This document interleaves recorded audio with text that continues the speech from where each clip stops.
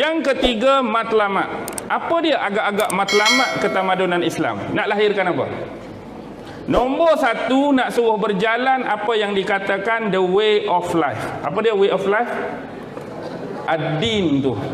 Nak bagi ad-din, way of life tu tertegak di atas muka bumi. Tu poin nombor satu, matlamat tamadun Islam. Yang kedua, nak realisasikan apa yang dikatakan rahmatan lil. Kita hari ni ada 3 dah hebat, tapi tak jadi juga hebat. Pertama, Allah Rabbul Alamin. Nabi rahmatan lil. Al-Quran hidayatan lil Tuhan sekalian alam. Nabi rahmat sekalian alam. Quran petunjuk sekalian alam. Kita duk lagu ni juga. Macam mana ni? Allah dah bagi tahu, kamu tolong aku, maka aku akan tolong kamu. Amat-amat menyedihkan, Tuhan yang sebenar ada dalam pemahaman dan akidah kita. Nabi yang terakhir juga adalah Nabi yang kita beriman pada dia. Kitab yang terakhir, yang original, tak ada penyelewengan juga duduk dengan kita. Tetapi kita menjadi satu kaum, satu bangsa yang paling terkebelakang hari ini. Amat-amat tidak boleh diterima sama sekali. Why?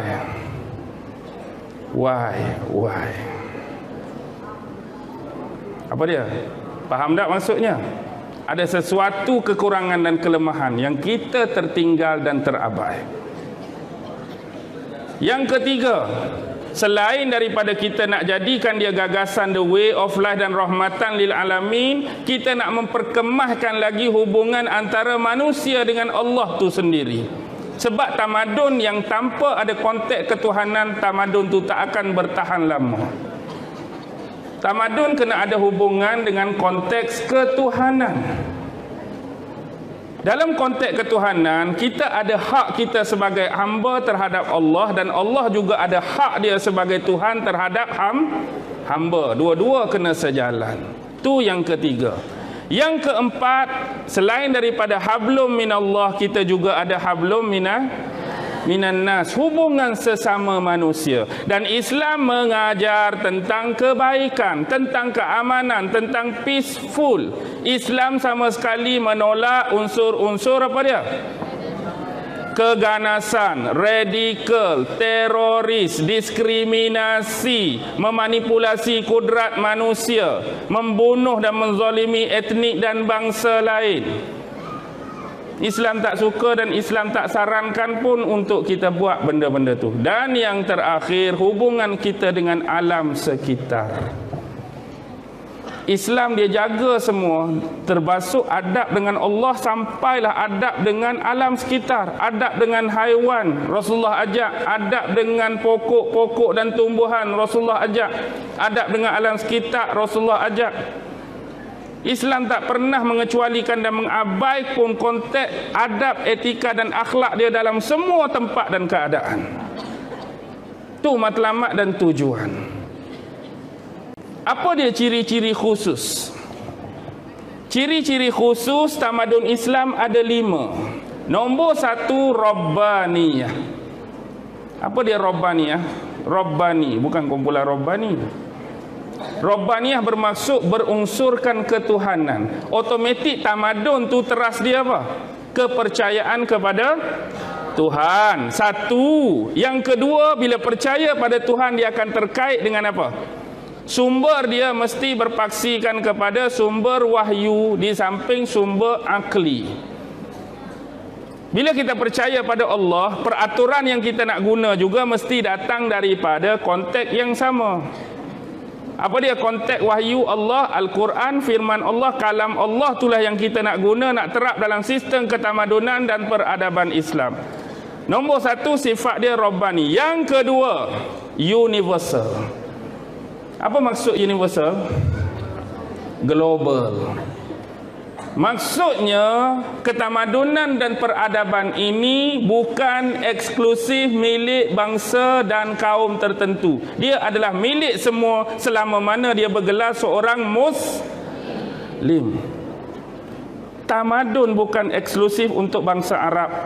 Tamadun tak eksklusif untuk bangsa Melayu. Tamadun tak eksklusif untuk India, Cina dan apa bangsa sekalipun. Tamadun ni jadi eksklusif untuk semua bangsa selagi mana dia bergelar seorang Muslim. Dia ada hak sepenuhnya dalam ketamadunan dan peradaban Islam.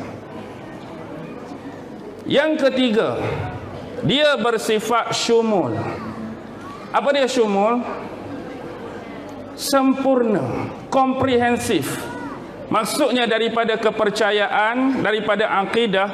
Sebab nilai-nilai ni bila kita sebut, ada tamadun aspek material tanpa aspek rohani. Tamadun Islam ada material, ada rohani. Bila aspek rohani dia ada nilai.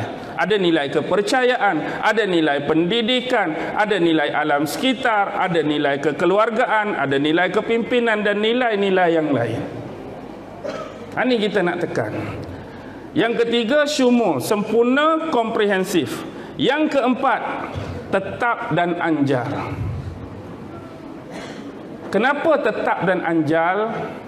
Tetap, Islam itu tetap tujuan dan matlamatnya dalam pembinaan manusia, tetapi dia anjal dalam konteks kaedah dan pelaksanaan.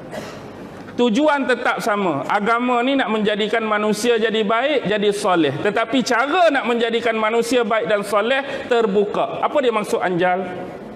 Bahasa moden. Anjal tu agak kuno sikit pengistilahan ni. Flexible. Yes. Macam chewing gum. Anda nak kunyah kok mana pun go on. Maksudnya kalau kita hari ini nak berdakwah, tujuan kita nak memalingkan manusia kepada Allah. Konteks dakwah, kaedah dakwah, cara dakwah terbuka untuk anda. Ini fleksibel dan kenyal. Islam tu mudah ke susah tuan-tuan? Betulnya. Mudah. Jadi konteks Islam ni bila dia terlampau luas, sempitkan sikit. Bila terlampau sempit, luaskan. Saya nak bagi satu contoh. Dulu di sekolah, guru besar minta kita turun, guru-guru pendidikan Islam, hak ustaz-ustazah ni lah. Sebelum budak-budak ni makan, ustaz duduk kat meja depan, baca doa ramai-ramai, baru kita mula makan. Jadi budak beli makanan, duduk kat meja ramai-ramai, okey ustaz duduk kat depan. Okey murid-murid kita berdoa makan. Allahumma barik lana fima razaqtana wa qina azabannar. Amin. Makan. Duduk 2 hari, mai seorang parent. Ustaz, ya. Saya tak suka ustaz ajak doa makan pada anak saya. Terkejut kita. Pasal apa pula? Maksud saya doa makan yang tidak sunnah. Saya nak doa yang diajar ikut sunnah Nabi. Baik, doa makan ikut sunnah Nabi lagu mana? Baca bismillah atau bismillahirrahmanirrahim. Tak ada Allahumma barik lana. Tak apalah, tak apa. Saya akan buat begitu untuk anak tuan. Bukan anak saya seorang, semualah. Takkan kita semua tak mau ikut sunnah Nabi? Saya pun tanya, salah ke doa Allahumma barik lana? Tak salah, tapi tak sunnah. Baik, saya pun panggil dia. Orang macam ni hak sempit dia jadi lagi sempit. Baiklah, abang saya nak tanya. Abang pernah sekolah kan? Oh, mesti saya sekolah. Baik. Saya sebagai ustaz kat sekolah ni, apa-apa jua event dalam sekolah yang memerlukan bacaan doa, saya kena baca doa. Orang kata, ya, baik. Tahukah abang, persekolahan zaman moden ni ada event nama Hari Kantin, Hari Karnival, Hari PIBG, Hari Merentah Desa, Hari macam-macam kepala mak bapak apa, semua ni memerlukan doa. Agak-agak esok saya nak baca doa Hari Karnival Kantin. Saya nak perlu buka hadis mana nak baca doa tentang Hari Karnival Kantin. Tolong bagi tahu kat saya. Allah, Hari Karnival Kantin pula. Carilah dalam kitab hadis doa mana Nabi pernah baca Hari Karnival Kantin. Jumpa tak tuan-tuan? Hari Pengakap, Hari Mesyuarat PABG. Lepas tu doa nak kena baca. Habis? Inilah katanya bila kita tu sempit, perluaskan. Jangan hak sempit kita nak bagi sempit.